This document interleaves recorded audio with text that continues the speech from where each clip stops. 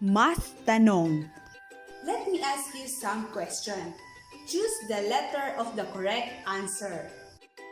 Question number 1. What is 7 and 1100ths divided by 1 and 5 tenths? A. 45 and 4 tenths. B. 4 and 74 hundredths. C. 4 and 75 hundredths. Or letter D. 47 and 5 tenths. Very good. The correct answer is letter B. 4 and 74 hundredths. Math Talakay. Our topic is all about dividing decimals and mixed decimals up to 2 decimal places. Suppose Mario saves his allowance to buy a pair of rubber shoes that cost 446 pesos. If he earns 55 pesos and 75 centavos per week, how many weeks will he have to save? Let us answer few questions before we solve. What is asked in the problem? Very good. The problem asks for the numbers of weeks Mario needs to save 446 pesos. What will we do to solve the problem? Yes, since Mario wants to earn 446 pesos, which is the cost of pair of shoes, and saves 55 pesos and 75 centavos per week, we need to divide to know the number of weeks he can save the amount. What is the mathematical equation? Very good. The mathematical equation is 446 pesos divided by 55 pesos and 75 centavos is equals to N. To divide decimals or mixed decimals up to 2 decimal places, we are followed steps. To divide a whole number by a decimal, we just integrate some steps to the process of dividing whole numbers.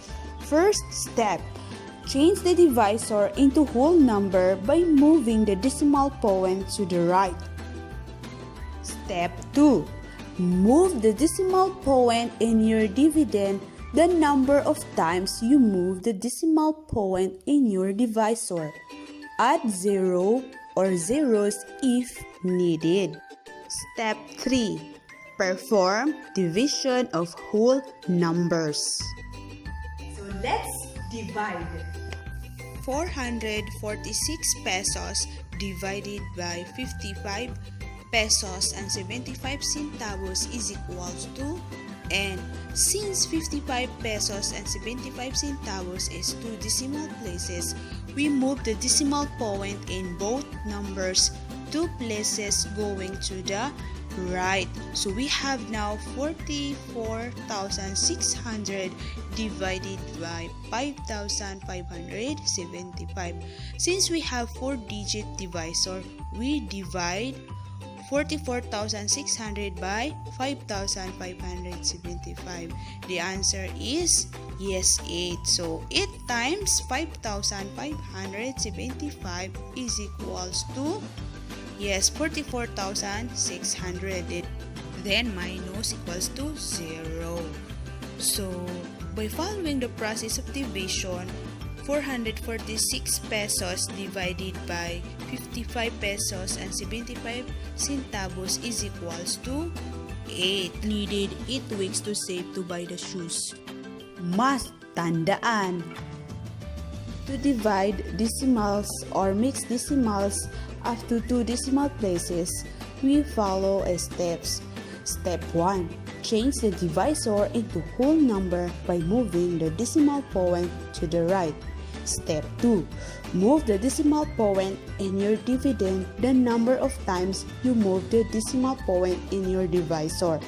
add 0 or zeros if needed. Then step 3, perform the division of whole numbers. Natapos na ang ating aralin. Naway marami kayong natutuwan sa ating tinalakay.